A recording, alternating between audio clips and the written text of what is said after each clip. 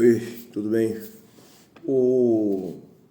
Tem um estudante da França, né, de psicologia, que ele é um gênio, né?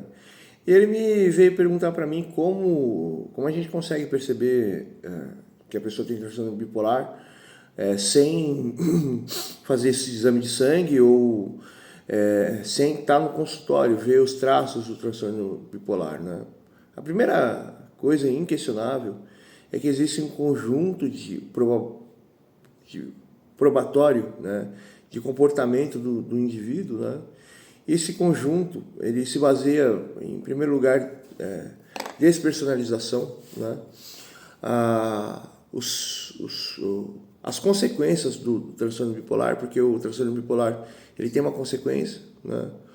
O comportamento do indivíduo e uma questão que é a mais importante, né? A família, né? E aqui no Brasil, eu não sei porque que aqui é uma chocadeira de indivíduos com transtornos neurotípicos, indivíduos usuários de entorpecentes lícitos, não lícitos, né? Que faz a pessoa ter uma despersonalização também, ter uma obsessão, né? E, como fala, e traumas profundos na vida, mas a psicose em si é tanto ambiental e tanto genética, né?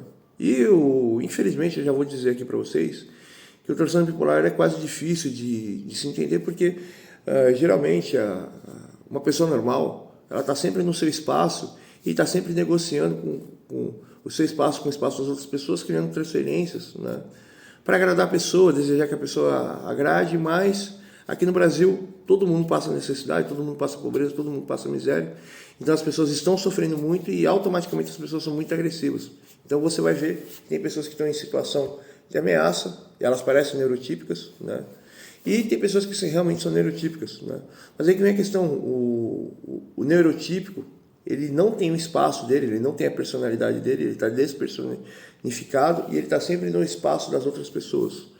Mas isso é um neurotípico, eles estão, como falo, eles não conseguem criar relação com o âmbito familiar, com as questões dentro do lar, com as questões entre as pessoas, a questão do seu eu com a sua projeção existencial, não consegue criar relação com o seu corpo e tal, e basicamente isso é a primeira questão do psicótico, e a partir do momento que a pessoa não cria relação com coisas, vai criar algum tipo de obsessão. O esquizofrênico é um tipo e o bipolar é o outro. O bipolar, a grande questão é que eles estão sempre na mania, né? O seu cérebro ele tem uma distorção do ego. Essa distorção do ego faz com que o ego não funcione. E aí o bipolar está sempre no superego, sempre tentando assimilar algo, mas eles estão em fase de mania. Alguns bipolares, a maioria dos bipolares são inteligentes, mas alguns bipolares têm consciência que são bipolares porque a família fica corrigindo o tempo inteiro a pessoa, e a pessoa adapta a não chamar a atenção dos familiares de ninguém da sua convivência, mas tem um comportamento endurecido, tem ideias endurecidas. Sempre, o bipolar, ele sempre, como ele é, vamos dizer aqui, me desculpa, ele é maluco, ele vê uma questão, em vez de ele tentar entender e lidar, ou falar, isso daqui tá muita dor de cabeça, o bipolar, ou eles vão bater de frente, ou eles vão fugir, ou eles vão, como fala, dizer que eles são muito superiores, ou vão dizer que aquilo ali é muito inferior a eles. Eles vão estar sempre se opondo porque existe alguma obsessão que faz eles achar que tudo é inferior. E uma coisa que eu acho louco no bipolar, eles estão sempre com essa mania de buscar uma panaceia, né? Que eles julgam tudo, discriminam tudo, estão sempre em uma obsessão extrema, porque eles estão despersonalizados, né? Mas existe um fator extremamente importante, né? Que é a família. Tem algumas famílias que são ignorantes, tem outras famílias que que são, que são inteligentes, e tem outras famílias que levam os filhos no médico porque o filho aprontou alguma coisa, né? Ou apronta sistematicamente. E esses três tipos de família podem estar se recombinando, né? Existem algumas famílias inteligentes que sabem, ficam corrigindo o filho e levam os filhos para o psiquiatra. Existem famílias que são, como fala? Existem famílias que sempre corrigem o filho, mas não levam para o psiquiatra. E tem famílias que são ignorantes, são burras e não levam isso. Isso vai construir o tipo de transtorno bipolar da pessoa. Porque o transtorno em si é a consequência ou de um trauma ou é a consequência genética, né? E o comportamento do bipolar, né, ou do psicótico é simplesmente a borda do oceano, né? E aí existe o comportamento, as causas do transtorno bipolar, que pode ser o trauma ou o lugar que ele vive, e faz com que ele sempre tenha certos tipos de atitude. Mas voltando à questão aqui, então, por essa razão do indivíduo com transtorno bipolar, é extremamente difícil de você identificar, né? Porque o bipolar ele é extremamente instável, mas ou a família vai corrigir dele, ou o ambiente é extremamente violento, ele vai ou querer manipular, ele já cai para o espectro psicopata, ou ele vai querer,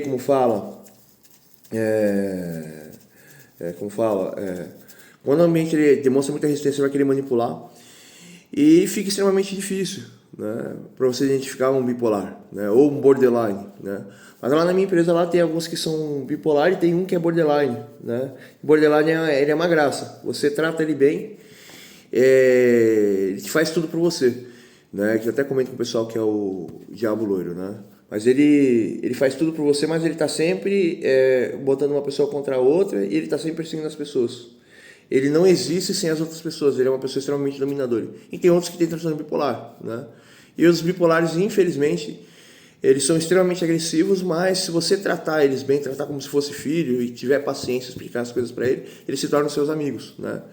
A não ser quando o indivíduo ele já está não no transtorno bipolar tipo 1, ele está no transtorno bipolar tipo 2. Ele está totalmente despersonificado e ele está assimilando, e não sabe o que agir e está sempre agindo de forma exacerbada. E também existe a questão ambiental, aí vai fazer ele ter um comportamento completamente diferente. Tem um moço lá que ele tem transtorno bipolar, né? Ele estava até estava conversando, né, que eu comprei uns presentes lá para uma moça lá que ela lembra os meus descendentes do lado da minha mãe, né? Ela tem expressão facial, ela tem o tom de pele, ela tem a personalidade dos parentes do lado da minha mãe, né? E os parentes do lado da minha mãe, tipo, são tudo